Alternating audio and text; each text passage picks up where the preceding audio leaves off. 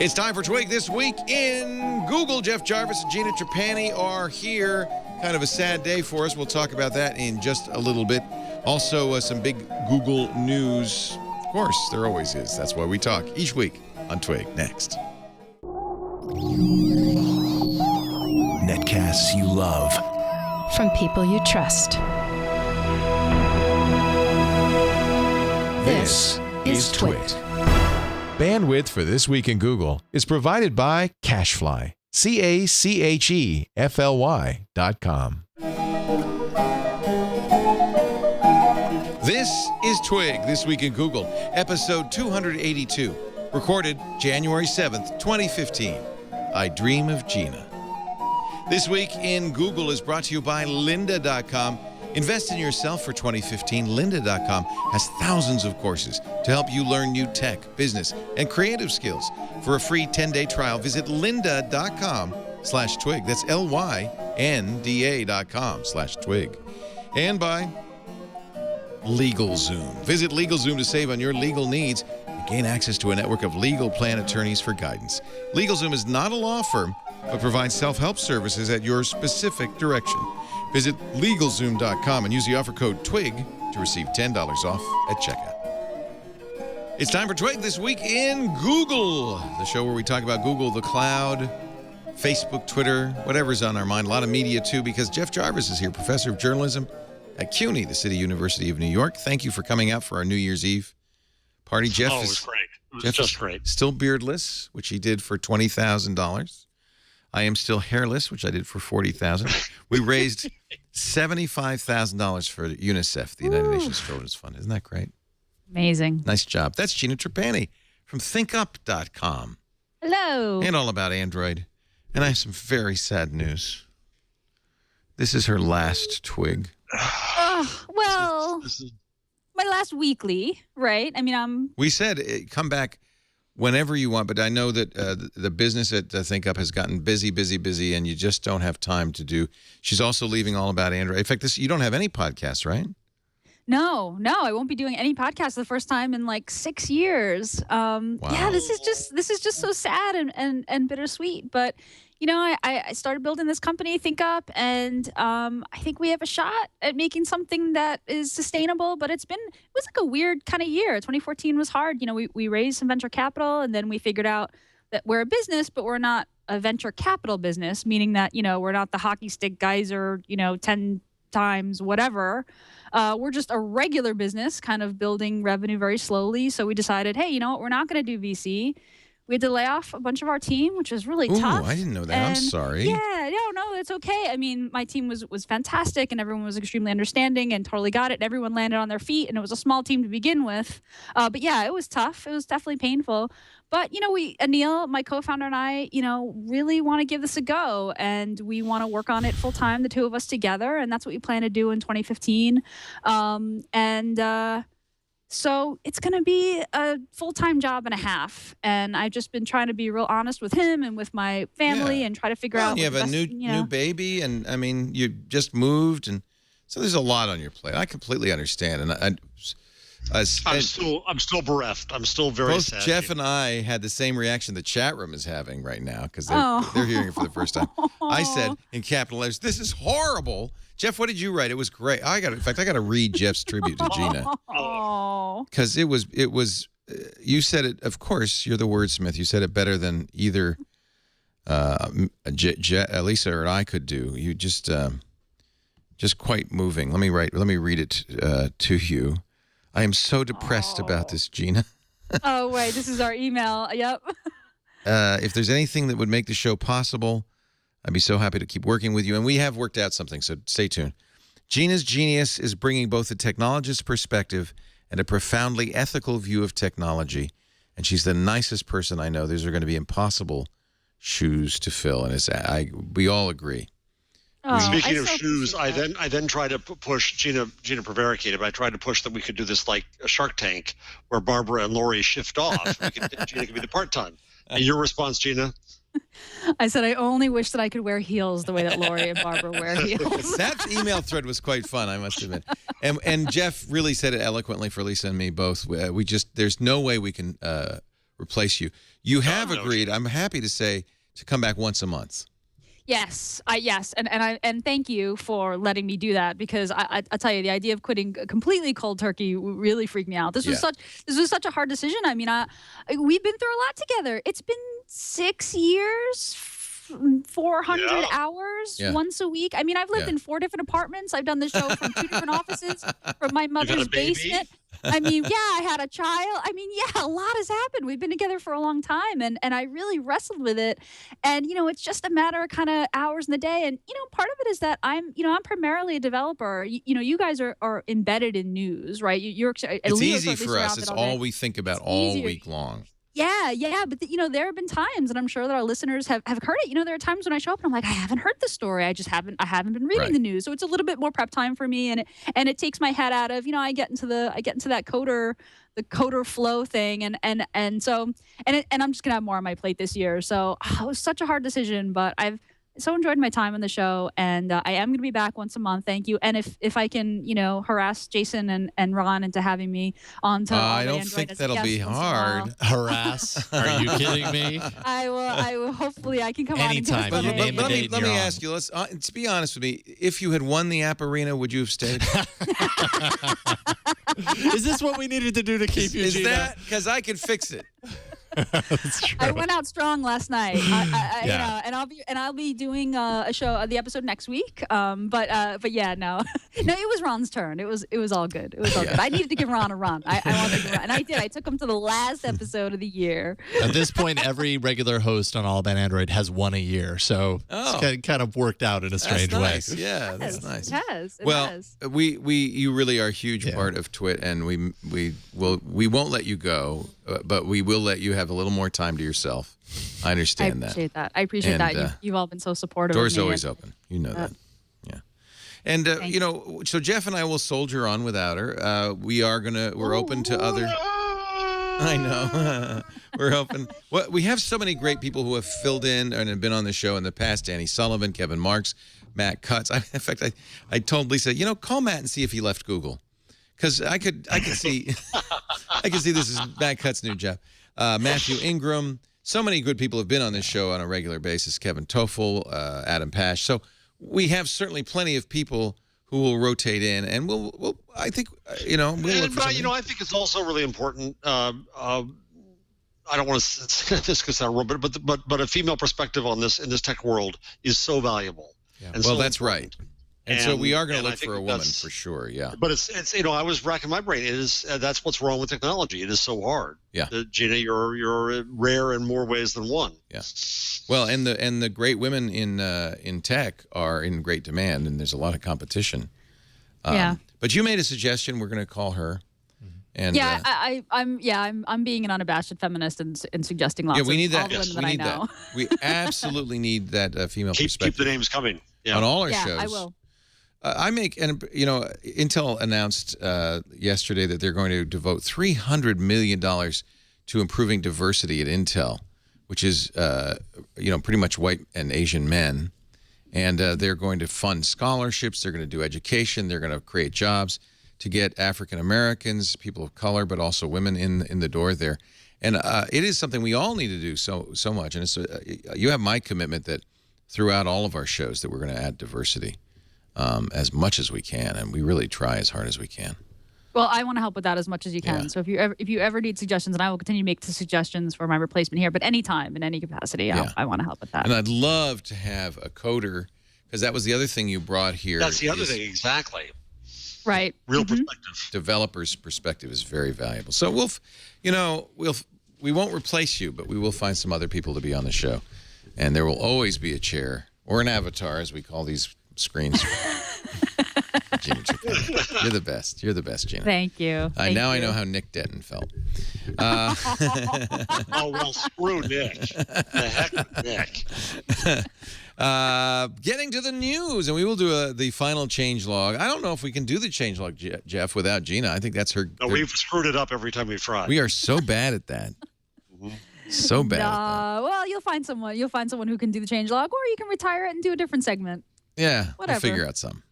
Yeah. The chat room is so verklempt. They're just like they're so sad. I kind of almost feel bad for them. Chat room, you guys are awesome.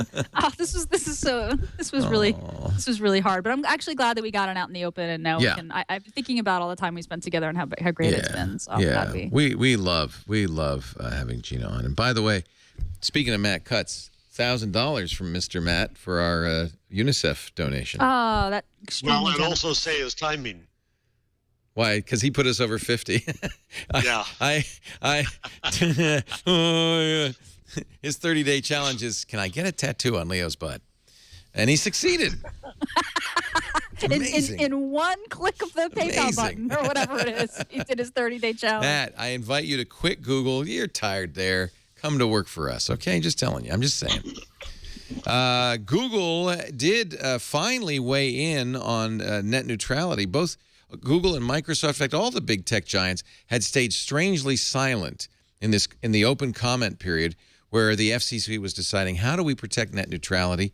You remember President Obama suggested Title II regulation. That's the part of the Telecommunications Act of 1934 that allows the FCC to regulate common carriers. In 1934, that meant the phone company. One of the approaches to protecting net neutrality, even the court suggested this in the Verizon versus FCC case, would be to declare broadband providers common carriers. Then the FCC would have jurisdiction. There'd be a lot of rules that maybe we don't want applied to internet providers. President Obama suggested a legal term called forbearance. That is, the FCC could selectively enforce Title II. Google has weighed in finally with a comment. There was some thought that really the tech giants were actually lobbying against Title II secretly through their governmental lobbying arms.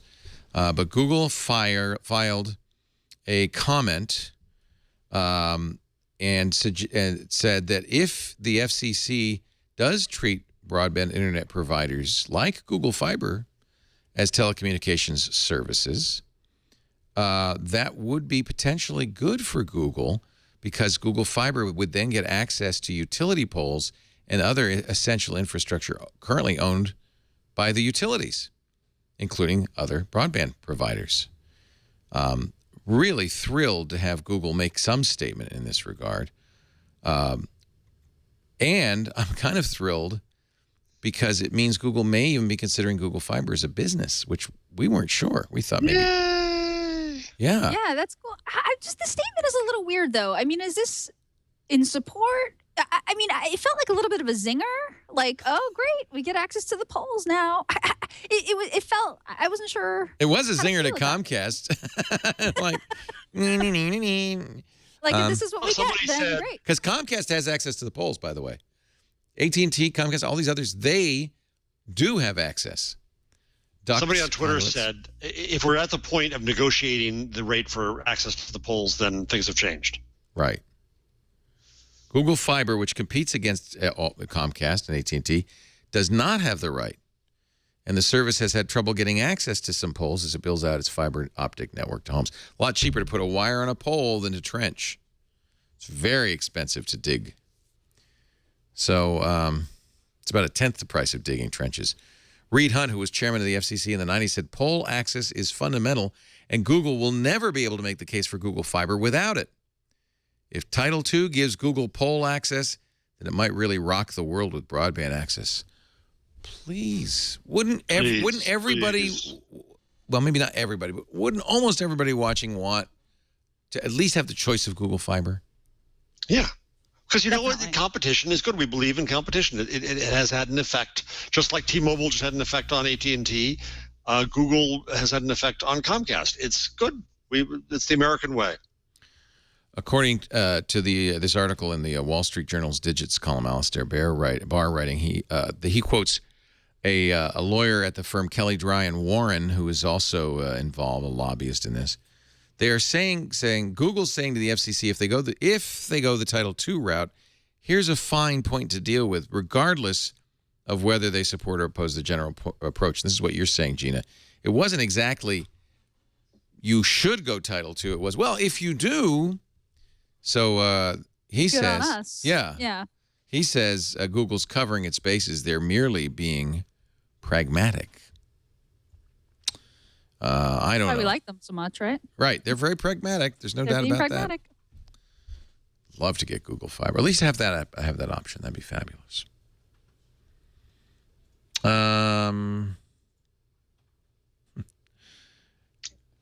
Let's see. Google TV is dead, but we'll save that for the changelog.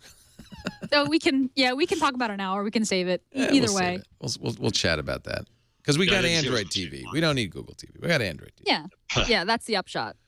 Google also lobbying to free up low-cost and unused airwaves. This is the other shoe to drop. They've talked about super Wi-Fi for a long time, and I think that's the other thing they're going to push. It's about 150 megahertz of spectrum at around 3.5 gigahertz, so it's not that low frequency. But they're saying leave it unregulated, just like 2.4 gigahertz is unregulated. Look what we got because of the unregulated spectrum at 2.4. We got Wi-Fi.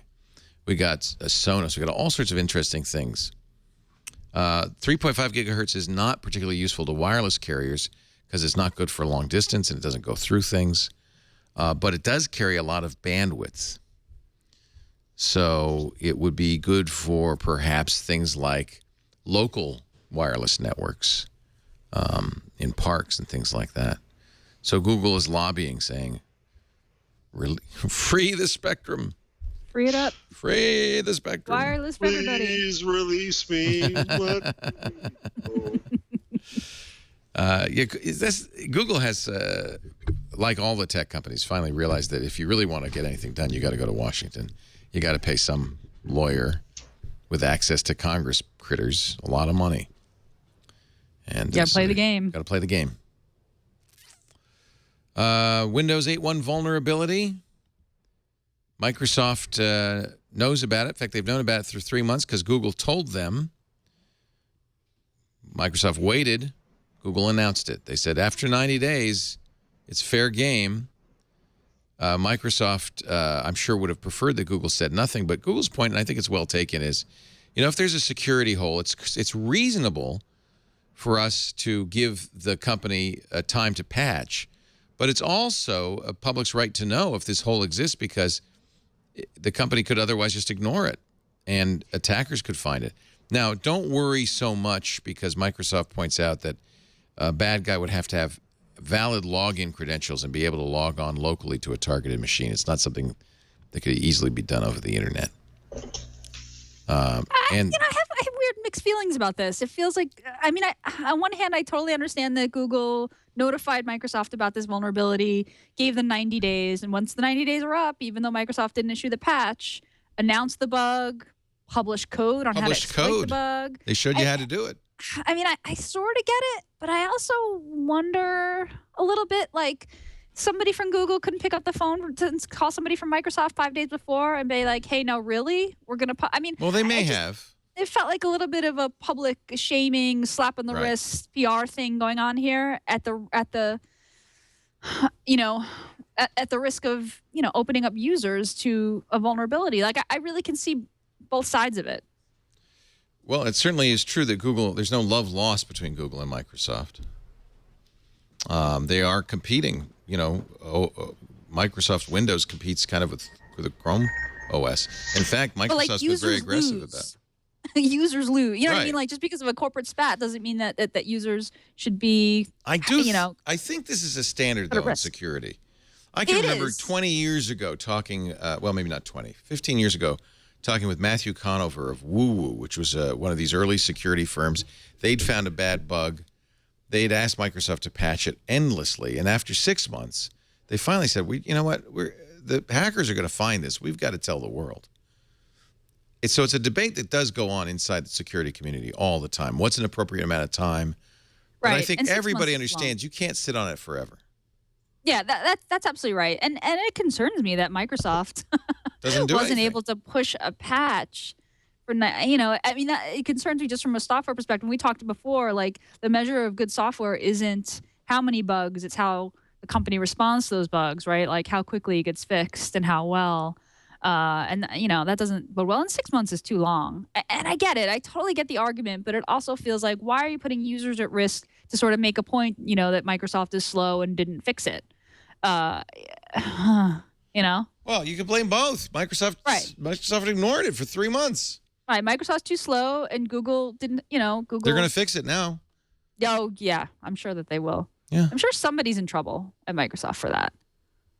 I don't know. At least I hope. Yeah. Google's policy to do this has been in place since 2001. So it's been a while. Mm-hmm. In fact, it's kind of a general practice in the security industry.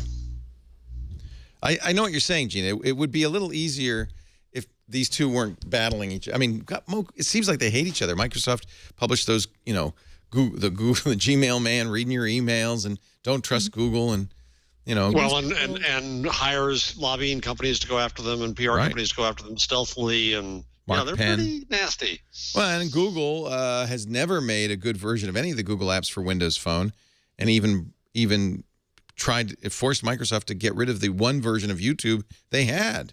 The Microsoft had written. Microsoft hasn't put Skype on Chrome. Oh wow, you're right. Although that's why I'm here. I think now you can. Isn't there a Chrome extension? There is a way to. Not yet.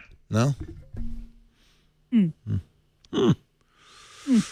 Google has been asked to remove 354 million pirate links in 2014. This is according to Torrent Freak. That's a lot of infringing links, 345 million. Not only that, it's an increase of 75% since 2013.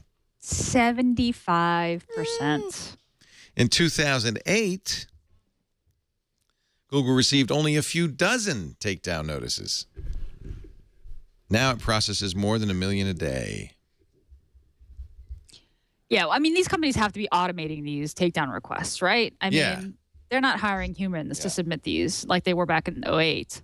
There's probably somebody sitting in the Capitol Records building in Los Angeles that's sole job is to just keep pressing send on that email button. And this one, and this one. Send. 345 million times. The way Torrent Freak came up with this number, Google doesn't do a yearly figure, but Torrent Freak went through each weekly report, which Google does do, and found, by the way, this is unique URLs, not merely requests. 345,169,134 unique URLs. Most takedown requests were sent for the domains forshared.com, just in case you're a pirate and you want to know where to go, forshared.com, rapidgator.net, and uploaded.net. Each had more than 5 million targeted URLs. UK music industry group BPI is number one, 60 million reported links from from BPI. Wow. Google sometimes does pull these down, right? I mean, aren't they required to by the DMCA? Yeah. Yeah. So. They do. I thought they take down most of them, I thought. Not all of them. Yeah. I guess their relationship with the MPAA went kind of sour because... Well, yeah, you saw the Sony, part of the Sony leak showed how the MPAA and Sony had been in concert attacking Google by doing such sleazy things as hiring a former Mississippi State Attorney General to lobby current Mississippi State Attorney General Jim Hood to sue Google over pirate links. We didn't do it. It's him over there. Yeah. Google says the right combination of price, convenience, and inventory will do far more to reduce piracy than enforcement can. I have to agree with that. Mostly true, right? Yeah. I mean, look, there's always people who are going to go out of their way to not pay, but I think most people, I definitely had that shift. There was a time when I was acquiring video files in ways that I will not describe in detail here. But Napster was amazing. Like, I'm just going to pay for it. I'll just stream it. I'm just going to pay. It's easier. I don't have to deal with all these crazy clients and like weirdo sites. I'd rather just pay the $4 or the $15 or whatever the heck it is. Like, it's just easier. Like, now I do. I pay for everything. It's all on the up and up when it's available. You know why Game of Thrones is the #1 pirated show of 2014? Because HBO didn't offer it you couldn't watch it. It's too hard to get. So you had to pirate it. If they offered it for sale, I bet you half of those pirated copies would have been sold. The other question is, how many of the pirated copies would those people have ever spent any money anyway? Are you actually losing sales. So how much impact will the new wireless ESPN isn't that a good story? Let's take a break and talk about that. This is an announcement from CES, from EchoStar. They make the Dish Network. They've got a new Sling TV, which means you don't have to have a cable TV subscription. You can use your current internet to get ESPN, CNN, and others. Sports is a big part of why people have local TV, right? Cable. Yeah. All right, let's take a break. We'll talk about that in just a bit. Gina Trapani's last show. Jeff Jarvis is here, too. We're crying. We're babies. We're crying. I have a dream. Not forever and ever. Not forever. No, I have a dream. I have a fantasy that, Think Up's going to take off. You're going to sell it to some big company, make $1 billion, and then you're just going to work for free here forever. The alternate possibility is that Think Up fails completely, and in 2016, that's not my dream. I say, Leo, please hire me. I will double, I will triple, I will quadruple your fee. Whatever it takes. We got to make sure Etta is, gets plenty of applesauce. Yeah. Does she eat applesauce? She loves applesauce. Who doesn't? We even tricked her into liking the non-sweetened stuff. Ooh. So. Yeah. She's a true fan. Smart. Our show today brought to you by lynda.com. A good New Year resolution would be to invest in yourself in 2015. And lynda.com can help you kickstart your new year, learn something new, and we've got a free 10-day trial, so you can do it without any cost to you. lynda.com, millions of people around the world use lynda.com. There are over 4,500 courses.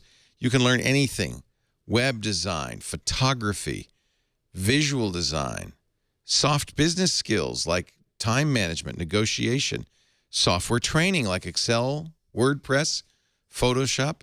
All their courses are taught by the best experts in the business. People we know who've been on our shows, Ben Long and Derek Story and Burt Monroe. I mean, just some of the best people. And so they're great experts. They're great teachers. And the videos are beautifully produced.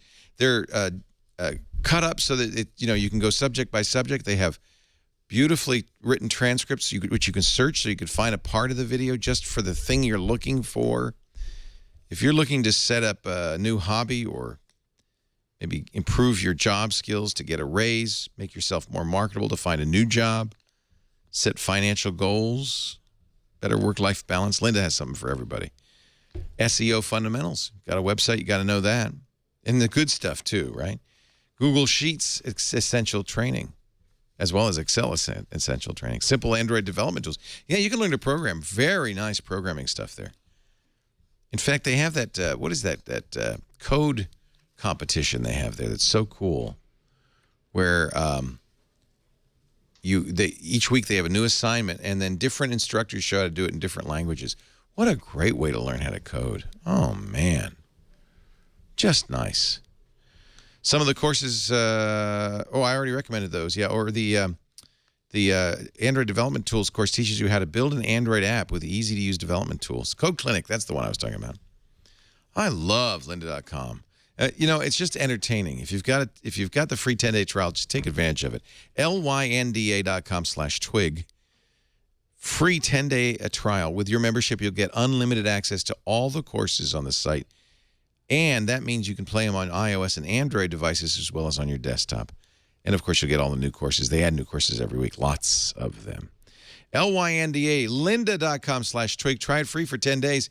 I challenge you. Learn something new in 2015. lynda.com. So, I'm not sure what the details are yet on EchoStar's new Sling TV. But $20. It includes how much? ESPN. $20 a month. That's not bad. Yeah, it's just ESPN, no terrestrial networks, and then not ABC, CBS, NBC, right? But Turner, Scripps. I thought I saw CNN as well in here, but maybe not.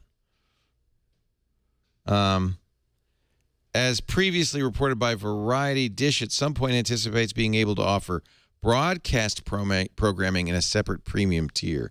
So this is kind of like what that area was, but with the cooperation of the content creators.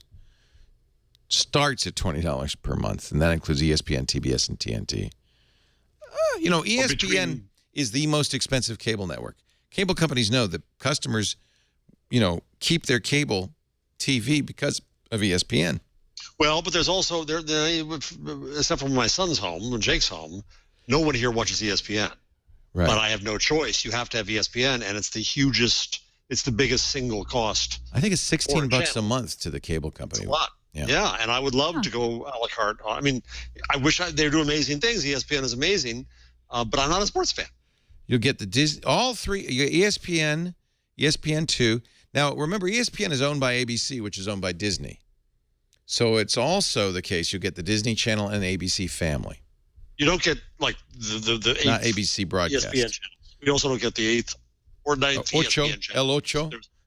There's a whole bunch more. You'll get Cartoon Network. You will get CNN. I was right. Now, Adult Swim. And YouTube stuff from Maker Studios. Because Disney owns Maker. That's interesting. So this is kind of almost a Disney deal. There's a kids extra option for $5 a month that gets you more Disney. Disney Junior, Disney XD, Boomerang Baby TV, and Duck TV. You'll be getting those soon, Gina. Yeah, this honestly, I mean, when we moved to the new place, I introduced the idea of not getting cable, and I came to a dead stop because my partner is just a huge sports fan, and she was like, no football. Like, what? Yeah. Same thing. I couldn't do it. Right. Lisa would kill me. Okay. Yeah. And there's no way to thing. watch NFL football unless you're a Verizon customer. Right. There's no way to watch it otherwise. And I like to watch, this Sunday, my favorite drunk awards show, the Golden Globes. I like to watch. There's some live stuff I like to see. You can only see on network television. She likes The Voice. Once in a while, right? Yeah, once in a while. Mm-hmm. I personally, I would just watch Downton Abbey all day if I had a choice. But that's because I'm so posh. You are posh. You hate Downton Abbey, Jeff? No. I don't hate it, but Leo. Really? Yeah, I love Downton Abbey. What's wrong with that? Yeah, I love it too. Yeah. It's like Glee in costumes. No, it's not at all like Glee in any form or fashion. No, I watch it just for the Dowager's lines. Yeah. No, she's so great. Oh, Maggie Smith. Now, you will not get a Sling TV set-top box. You will be able to use Roku or Fire TV, the Amazon solution, or Google's Nexus Player. Some smart TVs, too, from LG and Samsung will have it. Xbox One will have it. And, of course, you can do it on your computer and Android and iOS. Interesting. I think we're starting to see this shift to IPTV. It's going to be slow. It's going to be painful. You know that Comcast and everybody else are going to... You know why they're doing this right now? I swear, the Comcast-Time Warner merger has left Comcast a little bit weakened. They haven't done it yet, and they want to get this through, right? And it's touch and go. And so Comcast has got to sheath its claws, even though they'd love to spank these companies. Say, well, if you're going to do that, I guess you don't need us, do you? It's great news for you too, Leo. I mean, for your network, it means that maybe it means that it's easier. It'll be easier for people to discover Twit on their devices, on whatever devices that they're using. Last night on All About Android, we had the founder of Haystack TV, which is a mobile app that does personalized video, like news video for you. So you're like, I'm interested in CES, for example, and I'll show you news clips from various sources in the app. And it was a great conversation. I highly recommend it. But what I loved is that the app started basically as a Chromecast app, as a web page that would kind of pick out news clips you'd be interested in and then cast them to your screen. So it started, on Chromecast, became an Android app, and now they're on Android TV, which we'll talk about later. But so they're an aggregator of others' content? News clip aggregator, right. So I don't need a cable subscription in order to just to watch the news clips that would matter to me. And how do they get the rights? It's all YouTube. It's all YouTube. No, it's all YouTube. So they're basically, from what he said, they're basically, if it's on YouTube, then they have the ability to play it through their player. And news organizations are more and more putting up their individual segments. Yeah, and stuff but they're going to stop if it costs them money to do this. And so if People choose this in lieu of paying for a cable subscription. That comes right, it's kind of hard to understand this, but the money you pay to the cable company for the local channels then goes to the local channels to some degree, right? The cable companies are paying the local channels for this. So if the cable companies can't sell you local packages because you don't need it anymore because you can watch news on YouTube, that's going to impact them, I think. And I think that's why this whole thing is so rickety. Mm-hmm. Everybody it's a shifting business model, right? It's got to be yeah. a shifting business model, right? Yeah. And this is why it's taken so long for ESPN and others to say, okay, we're going to go over the top. HBO is a perfect example. We're going to go over the top. We're going to become an internet channel because the cable companies, either it's in their contracts, they can't. It was with Tech TV. The contract was very specific. You cannot put this stuff online. I mean, there was some limitations. You can only do a certain number of minutes per hour and so forth. Right. And I think these clauses persist in existing contracts. But also there's the threat that if you do it, well, I guess you don't need us anymore. And right now the business model for HBO and CNN and ESPN and everybody else is you got to be on the cable. So I don't know frankly how they're leveraging this. I have to think it's because of this Time Warner thing that Comcast can't really threaten them. And they're hoping they can get some I think you're right. I think they're hoping this can get some critical mass, some momentum up before Comcast and Time Warner's over, one way or the other. Because they're trying to play nice with everything right now. They don't dare say anything. They can't say boo. Yeah. All right. I got to ask you about this one. Gina, you did 23andMe. I did 23andMe. So did I. Yep. We all have wet earwax. I know that. Yeah, I have brown hair, by the way. I don't know if you know this about me. Yeah. I don't know. Brown eyes. We don't know from But my Leo. spit says my hair is brown. So I love this idea. In fact, if you go to 23andMe on the web, they sell this whole idea that, hey, it's great. It's a genetic ancestry service. And for $99, you spit in a little tube, and they tell you kind of weak stuff, frankly, about, like, I'm 2% Neanderthal or something. I mean, silly stuff. But read this page carefully, because I'm wondering where it says, oh, and by the way, we're going to sell your genetic information to big companies for tens of millions. I do believe. With permission, I do believe the story says. They say, and I don't remember them asking me. No. They'll have to go and get permission now. Oh, they have to come back. Because they look at you. Look at this. The first case is Parkinson's. It's secure.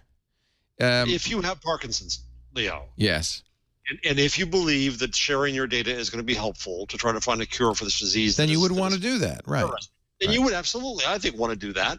And the story that I read said that you'll be given the option to do that. We'll have to see. So they haven't done it yet? Because this is going to start exactly the kind of techno panic that you start to allude to. But to me, it is an example where sharing data could save lives. I agree. But I feel like they should have been more clear up front, or it should say on the page as one of the features and benefits. Because paying them $99 to share my genetic data for tens of millions of dollars with Pfizer isn't, in my mind, how the deal was. Now, if they ask me, we'd like to share your stuff, it's opt-in or opt-out? Or did I already, when I signed up with a lot of fine print? I think the story I read, and I can't find it now, said they were going to have to go back to 3,000 people who have Parkinson's and ask their permission. Oh, that's for those. That's because they want to combine the medical information with the genetic information. But they are also selling the larger database of genetic information that they have gathered. So that's different. Wait, so this is anonymized and aggregated, or this is? Yeah, I presume it is. Not the 3,000. That's the difference, I think. I see. Well, it's not completely clear. So I guess we should find out. But I saw a lot of people saying, oh, look, they've said if you ever saw their slide deck for their investors, you would know this was the plan all along. And so I immediately went to the front page of the website expecting something around this, but I didn't see anything. So I think maybe it was in their slide deck, but unless you go to those kinds of conferences or you're a venture capitalist, you may not be completely clear. So this is the first of 10 deals with big biotech companies. Genentech is going to pay $60 million, or up to, for access to 23andMe's data to study Parkinson's. Since 23andMe started in 2006, it's convinced 800,000 customers, including the three of us, to hand over our DNA, one vial of spit at a time. By the way, they don't do a full analysis of the DNA. They only do small little bits. It's not a full genome you're getting back.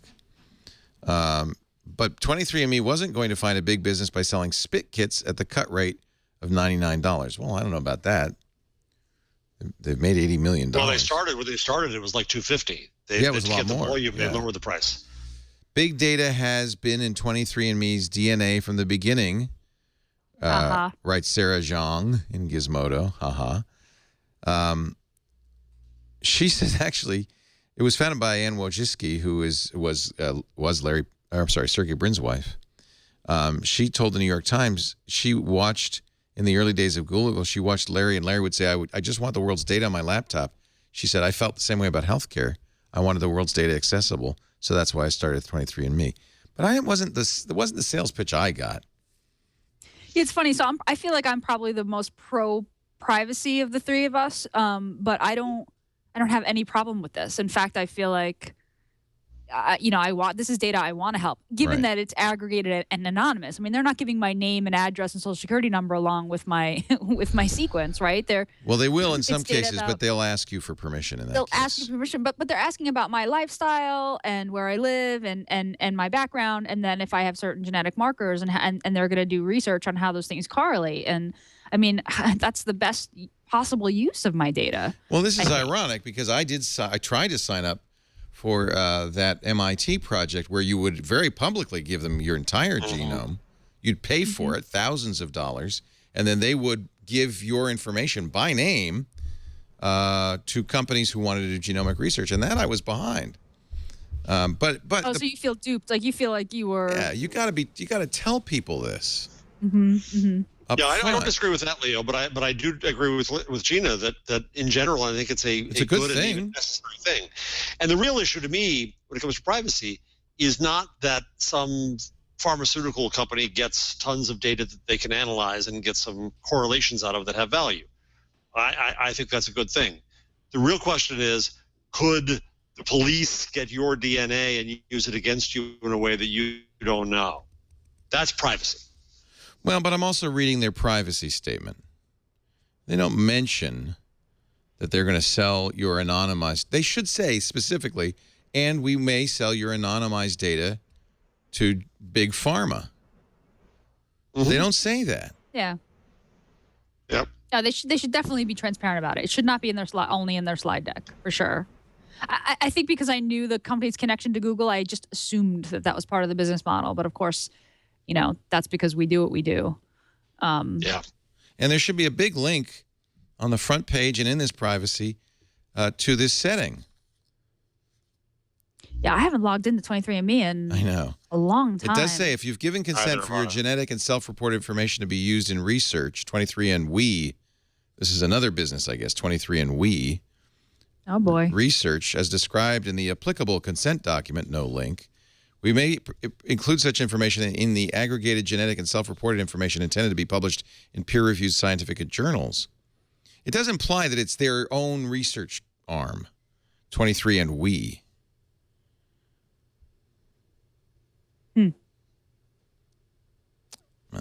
I don't know. I feel like they should have been a little more upfront.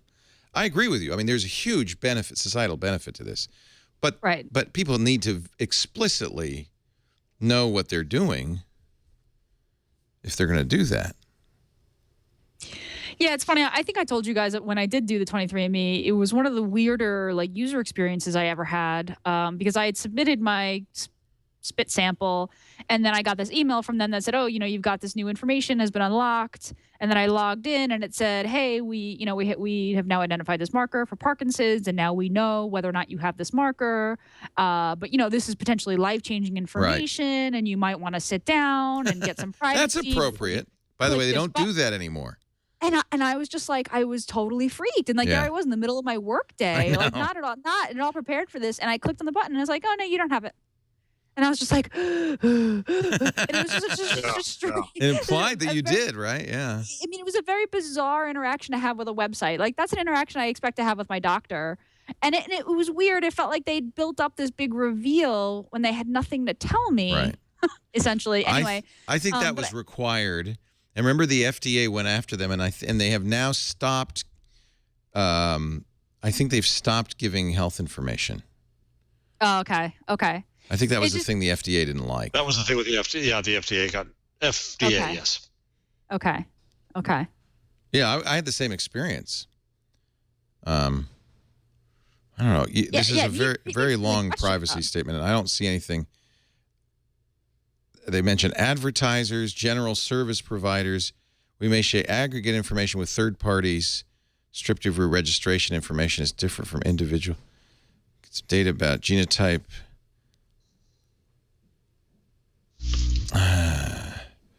I just think nobody's gonna deduce that they're gonna sell this for $60 million to Genentech from this information. Okay, withdraw my consent. You can go to your account settings page. All right, so let me do that and see if I can do that easily. Well, I won't do it on the air because I have to sign it. Would you withdraw your consent? No, you think this is good. Hello? I do. You give them consent.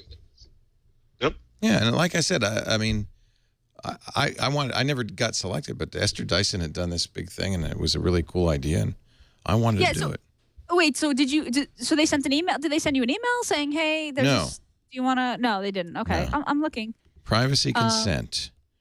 I do not want to receive sharing invitations. See, you get all these invitations from third cousins. I want, right? That's different. Relatives operate. Yeah. Basic research consent. Here it is. So apparently I have given consent to participate in 23andMe scientific research. Stripped of identifying registering information. Yeah, that's the other thing that worries me a little bit is that how much can you anonymize genetic information? Right. And by the way, they still have my spit.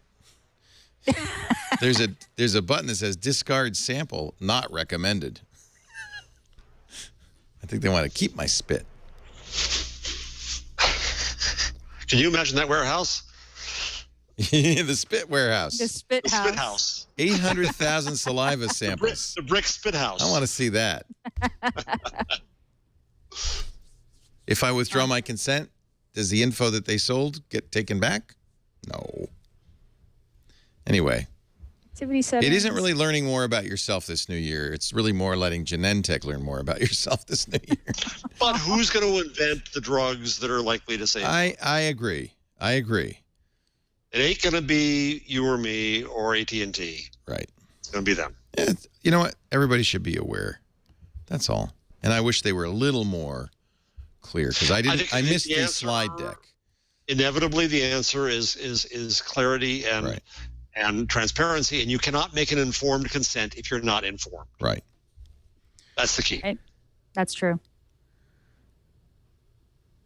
This really scares me. Remember, the FBI says that, well, we know that it was North Korea. FBI director says those sloppy hackers revealed their IP addresses. That's how we know. Oh, dear. Oh, my. Oh, my. dear. Speaking at a Fordham Law School cybersecurity conference on Wednesday. Yeah. Hackers in the attack failed on multiple occasions to use proxy servers, revealing the IP addresses that tied them to North Koreans. They got sloppy. But we saw. So maybe that's the secret information. But as everybody knows, this stuff's more complicated than it might appear. This also felt like a PR slap in the face a little bit. They're just trying to embarrass the North Koreans. Yeah, they were sloppy. They were sloppy. Yeah. We know who hacked Sony. We know it was North Koreans. We know. They were sloppy. North Koreans. Yeah. They always leave a mess behind and we can identify. Unless it was sloppy Chinese people who pretended to be North Koreans. But wait a minute. Verizon is apparently, according to Bloomberg, approaching AOL for a takeover or a joint venture. Joint venture, big deal. Takeover, interesting. Verizon wants to do more video, and the company isn't having significant acquisition instructions, according to Verizon Chief Executive Laurel McAdam, but there is potential for us to do partnerships. But I think that would be very interesting if Verizon acquired AOL. Boy, that would be a sad end. A sad story. It would be. I have my doubts about it. I think this is maybe not so. And I think it's not much. I was pretty appalled. Christopher Mims from the Wall Street Journal, who I think is good at covering technology, put up a tweet that I thought went over the top and said that is it Ross Levinson, the former Yahoo executive, who I guess had speculated something about this, said he shouldn't be ever able to work in a tech company again. I thought, jeez, God. That's and I finally said to him, there are people who say that about your proprietor in journalism. So, Megan J. Smith, former Googler, MIT trained mechanical engineer, and now the nation's chief technical officer, has a BlackBerry and a 2013 Dell laptop. Wait. Megan has a what? Did you just say? A BlackBerry and a 2013 Dell laptop. Isn't that sad? And by government standards, state of the art, baby. Yep. Oh, my God. She says, I am here to upgrade the internet, the White House. But you must just laugh when she goes home to her 2015 5K iMac and puts the government computer aside. Or perhaps in her case, a Pixel. She might have a Chromebook Pixel too. Why not? Yeah, she might. Why not? We've talked before. We talked with Clay Johnson, who founded Blue State Digital, and the guy who ran Obama's online campaign in 2008. He said, you don't have any idea how bad it is when you arrive and you see these clunky old CRT monitors, and his technology is not, up to date by any means. So It's slow. yeah, it's slow. You want government to be slow. Security. Yeah, for security purpose. Oh, right, you do, right? Yeah. Until they tell you, they hand you the BlackBerry and the Then you go, the Windows ooh, PC. that's slow. That's Ooh. really slow. And by the way, it's not one of them new BlackBerry classics. Oh, no. Nothing like that. We haven't done the changelog yet, have we? Let's take a break. not. When we come back, Gina's final changelog. We're a couple of babies. If you shaved your head, we'd both look like babies, Jack. Yeah, I know. We have baby butt skin now. That's true. Very soft, very luscious. Our show today brought to you by LegalZoom. Beginning of the year means it's a good time to get your life in shape. And I know you've been putting off stuff like protecting your family with a will or a living trust. LegalZoom can make this very easy. We just got the will kit. It's so great. I think Lisa's doing it. I mean, nice binder, all the stuff you need. It couldn't be easier. It also means getting control of your financial affairs if you're thinking of starting a business, or maybe you already have one. Protect it simply, easily, and affordably with LegalZoom. You can incorporate, you can do an LLC, all sorts of stuff. For more than 10 years, LegalZoom has helped millions of people get the personalized attention they need. And if you like help, they can connect you with an independent attorney in more states. But understand, they're not a law firm. They're kind of better. They help you do the legal work you need to do with their guidance, their questionnaires.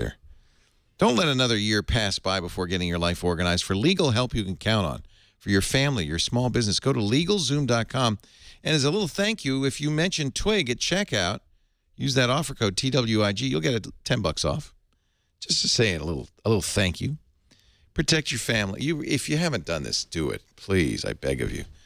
Protect your family. Protect your future at LegalZoom.com. Ooh, student loan forgiveness. See if you qualify, and then they'll help you do the paperwork. That's a good one.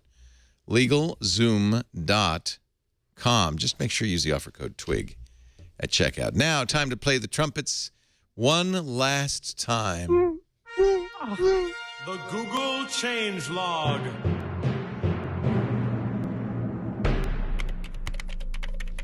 Here's Gina Trapani. You guys are killing me. And I this is- know. It's I'm me. enjoying the Love Fest. The Love Fest is great for my ego. I'm getting it in the chat room. I'm getting on Twitter. I'm getting it on but still, you're killing me. I really don't want you to retire the changelog. I feel like I'm going to get you a new host that will continue the changelog. Okay. Now we're going to hang Temporary. the trumpets. We're going to hang the trumpets up over the stadium. Retired. Yeah. We'll get a foghorn. The Gina jersey will go up there hung up. The Vuvuzela, in the other room. Yeah, Vuvuzela, if you have a Chipotle burrito, and the Glee L, yeah. Oh, memories. Oh. Oh, all right. The changelog. Let's talk about Google Cast, not just the Chromecast, but the protocol, the Cast protocol. At CES, Google announced Google Cast for audio, which will let you play back sound from apps directly to speakers, soundbars, and AV receivers. Sony, LG, and Denon will be the first to offer Google Cast-ready products this spring. Google says so. You'll be casting your audio. That's cool. I actually already use my Chromecast to cast audio. Yeah. I Google Play Music, but your TV has to be on, like the screen has to be on. So this is kind of nice. Hangouts for iOS is basically that Google's updated it, and it's basically brought it to parity with the Android version. So Hangouts at iOS now has Google Voice integrations. You can access SMS and voicemails from your Google Voice account and the Hangouts app. You can quickly share your location. You can add status messages and access stickers. Of course. So that's all on iOS. Wait a Hangouts minute. now. We have Great. stickers? There are stickers and Hangouts. Yeah. Hangouts has gotten kind of fun in a weird way. I texted hooray to someone recently, and this cute little guy. If you just type dancing. hooray, it does it? Yeah, if you send it to, or if you say like where are you, or if someone texts you where are you, there'll be a little button will show up that'll say like tap here to share your location. It's gotten really smart. So it actually kind of it analyzes the text of what you're sending or receiving, and then will respond. But not on the desktop, only on the smartphone. Right. The name. That's why. Yep. Okay. Yep. Let's see what else we got here. Google search results now displays song lyrics right in the one box at the top of the results page. So if you type in the song title and lyrics, it's kind of hit or miss. You'll get lyrics if the song is basically in Google Play. So the results are powered by Google Play. Huh. So if you type, Beastie Boys "Fight for Your Right" lyrics, you'll see the song lyrics right there in the results. I tried a couple of other songs. I didn't get them. It's got to be in Google Play, but still kind of nice. Well, here's a question for you. Wasn't that long ago where lyric sites were being taken down just as much as download sites because lyrics were copyrighted, blah, blah, blah, blah, blah. Now we have things like Rap Genius. Yep.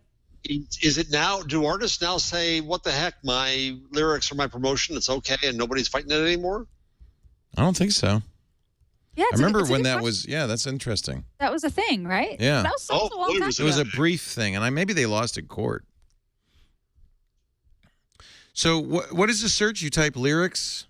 Yeah, you just type the song title and lyrics. So if you type like, they're okay. Try that one. Because this is and then I'm put not lyrics getting at the very end. special thing. Yeah, try Beastie Boys "Fight for Your Right." That one definitely works. Okay. It's got to be a song on Google Play, so it's a little bit limited. It's hit or miss.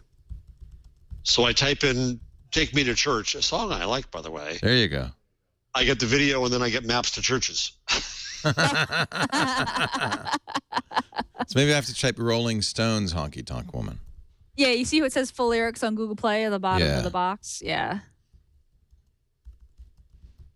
Because this one I never could understand the words of. I would really love it if Google. Yeah, see, I guess it's not in there.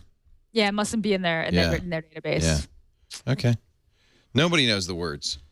Nobody would. Yeah, I think when Tina Turner wanted to record it, she actually had to go to Mick Jagger and say, "Could you write the words down? Because I don't." Could you just What the hell jot are you that down? saying? Yeah. What is that exactly? She should have done like the Google Voice transcription version. That was finally, Google TV rest in peace. It's effectively dead. Google pulled support for the Google TV developer tools, which basically means you can't build apps for Google TV anymore. It doesn't mean that existing Google TV devices will stop working. Those will continue to work. The apps that you have on them will continue to work. But essentially, the Google TV team is going Android TV. Android TV is the new hotness. So, yeah, no more new Google TV apps. I know we were all on the edges of our seats waiting for new Google TV apps. Yes. Well, I bought many a Google TV. I have several. I had the Logitech one. I think I had the Sony one. Schmuck you. What a fool I am. What a fool. Man, oh man. It feels pretty antiquated now. It feels about as bad as a 2013 Dell laptop. Well, I remember just the big pitch for Google TV being like, you get the web on your TV. And I remember being like, yes. But it was just the implementation that was wrong. And Chromecast is what... Right. Chromecast was the right implementation. It's so lightweight. It's so great. Yeah. Yeah. Yeah. David Schmidt on Twitter just tweeted me and said, "Isn't the Pixel itself a 2013 computer?" Oh, it is. Touche, I said. Yeah, a lot of people in the chat room are mad at me saying, "What do you mean a 2013 Dell? What's wrong with that?" Well, I'm just going to say, in most companies, including ours, when a new employee arrives, they're given a new computer. Whatever, so it would be, you don't give them somebody else's hand-me-down. So it's not antiquated, but it's not normal in business to do that. Maybe it is. I don't know. You're right. 2013 is only 2 years ago. I'm showing my snobbery. And that...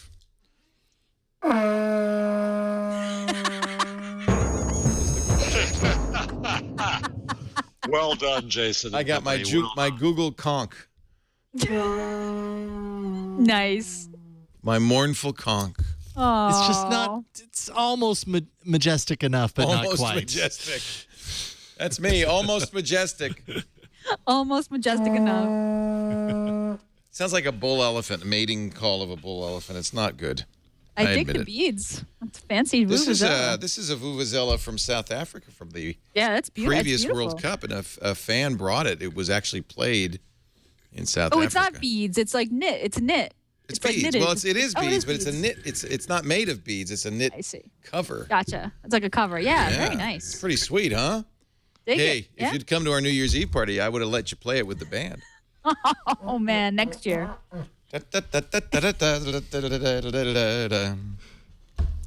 Anything else you want to say before we get to our picks, tips, and number? Our last. Oh wow, tip? we're already there. Jeez. Yeah. How about Ev and Sarah Lacey? I didn't even know they were fighting.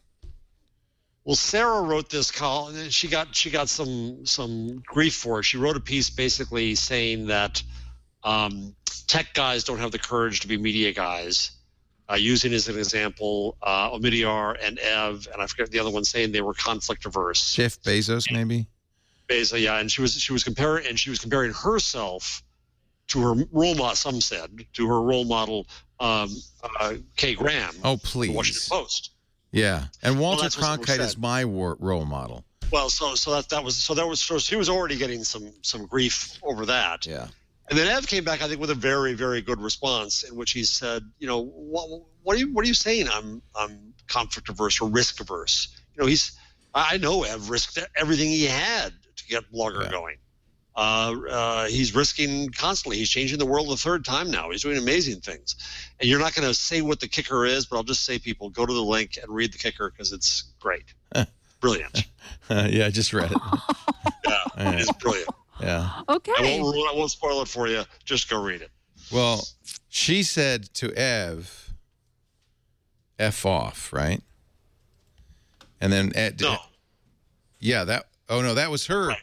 That was his response to her. Okay. To her. Yeah. Because she said that he doesn't like conflict, and his response to that was F off. I see. I'm okay with conflict. See? That's what was brilliant about it. Yeah. Oh, there it is. I get it. It's so inside baseball, and so few people even know who Sarah Lacey and Ev Williams are. I know, it's true. It's like, oh, they're fighting. Oh. But it's fun for us. It's fun for us. We know who they are. Fun for us. And we know the backstory, the incessantly long backstory. I'm not going to get into it. Richard Stallman. I feel like Ev, there is a point taken that he's really not. I mean, Medium is about as much about journalism as Blogger or Twitter. Well, that's what he says. That's what he says too. Is why are you going after me? I'm a magazine publisher. Some of the stuff we publish ourselves. Right. Some we don't. Gave him. He's gotten crap because one piece was taken down, but he didn't take it down. The author took it down. Right. Ev's creating a platform where people can create and say all kinds of things. You love Medium. You publish on Medium, right? I do a lot, and I'm publishing my entire book, Geeks Bearing Gifts, available now.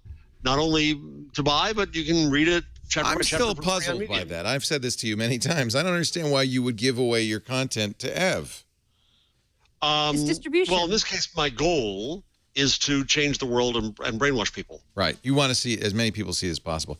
But Medium isn't like YouTube. I can see you do it on YouTube because YouTube is where everybody goes.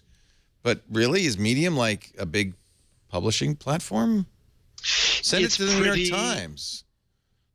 Well, it's pretty and it's easy to use. Pretty and it's easy to use. Go there. It's a nice tool. Yeah. Yeah, it's a great tool. Yeah. And there's a certain cachet about it, right? I mean, it has a certain. Ev's very good at that too. But it's all to his benefit. Yeah. He's a businessman. That's okay. Yeah. That's okay. I mean, this is part of the Stallman piece too. This paranoia that occurs if somebody else gets benefit out of something that you do there. I remember when but Richard Stallman, who I love, who created. He drives me nuts.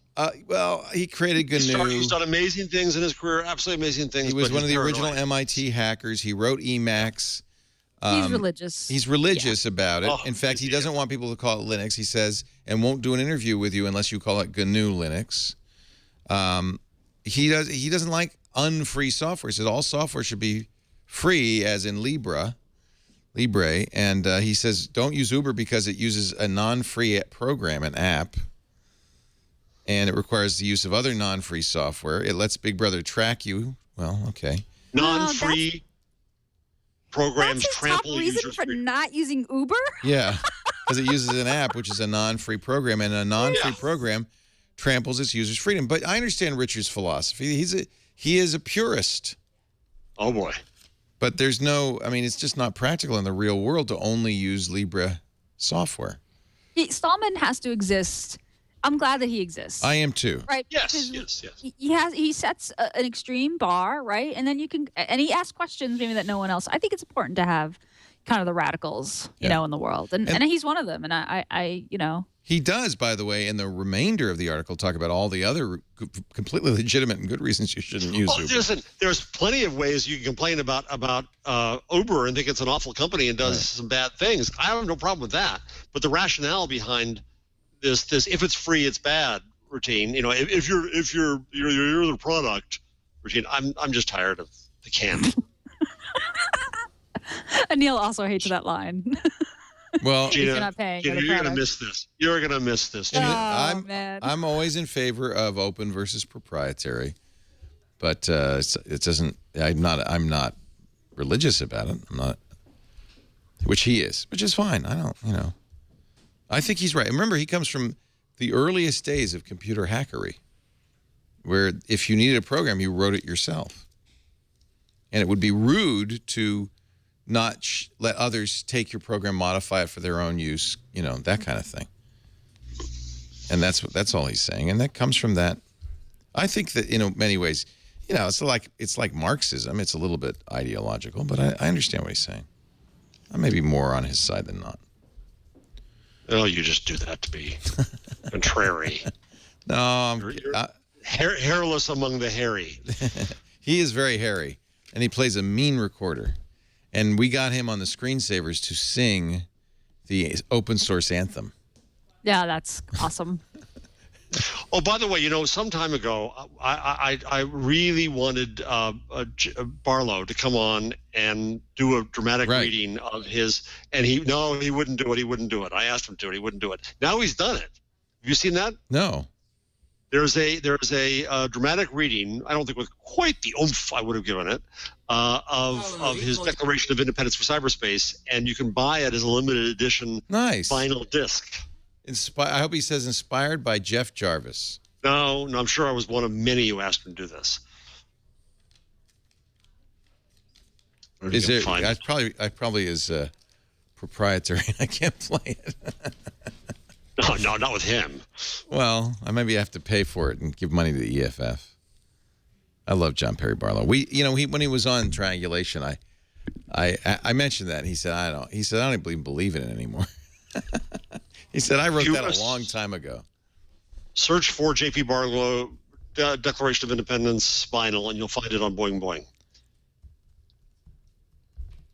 Vinyl. Isn't that funny?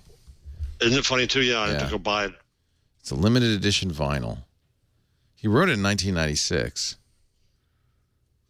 It's a 180-gram vinyl edition from the Department of Records. Black on black sleeve with an embossed title. A high-quality printing of the Declaration inside. And the B-side sports a version backed by an original score from Dražen Božňák. Wow. But it is, you're right, free CC licensed downloads. Of course. Governments of the industrial world, you weary giants of flesh and steel, I come from cyberspace. It does sound a little dated. Oh, but I love it. Well, play just a few seconds of. Should John, I, if I can find it? Sure. Is the audio on here? Right, no, go to the link. Yeah, there you go. All Scroll right, down. let's see here. All right. There you go. Track 1. Ladies and gentlemen, we give you John Perry Barlow. A declaration of the independence of cyberspace. Governments of the industrial world, you weary giants of flesh and steel, I come from cyberspace, the new home of mind. It's a little like hearing Ezra Pound read his poetry. It just takes a little of the wind out of the sails. Yeah. Some people are He's better. too reasonable. He's supposed to be mad. Yeah, I'm here. On behalf of the future, I ask you of the past to leave us alone. This is 1996. It's a great piece, I still You are think. not welcome among us. You have no sovereignty where we gather. We have no elected government, nor are we likely to have one. I wish this were true. Let me play it with the music. Let's see how that sounds. Governments of the industrial world, you weary giants of flesh and steel, I come from cyberspace, the new home of mind. I'm sure there'll be a YouTube video On soon. behalf of the future, I ask you of the past I like this. to leave us. Wow, Jeff, this was your idea. A declaration of the No, independence. I was hardly the only one. Departmentofrecords.co, that's who made it. And I guess this is the first of many from the Department of Records. And I think we should buy it. I'm going to buy it. How much is it?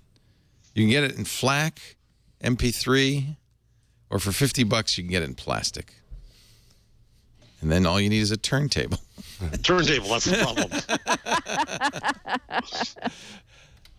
Ladies and gentlemen, this is the worst time I've ever had in my life because I have to say temporary goodbye to Gina Trapani. She'll be back every month, though, which is nice.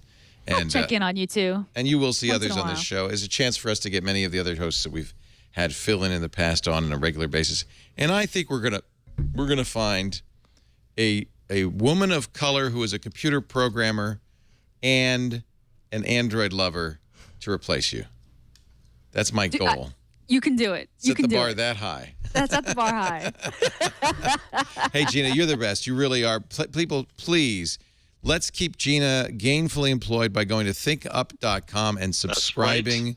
It is awesome. $5 a month. There is a free trial. The insights you get will be amazing. I'll show you my insights. Jeff and I are subscribers. Oops, I went to the wrong page. And we love it. It tracks my F words religiously. Beautifully. Yeah. Let's see. Kashmir Hill has changed her bio. I got 3 interesting new followers, including somebody named Jupiter in Velvet. Now the head shaver got some big favorites this Oh week. yeah. There Big you favorites, yeah. 19% of my status updates contained the word I, me, mine. That's not bad. Yeah. Good. I am That's a good not number. as bad as people think. This is my most popular tweet 2 years ago. What happens in Vegas? City badge on Foursquare. Those were the days. Remember that?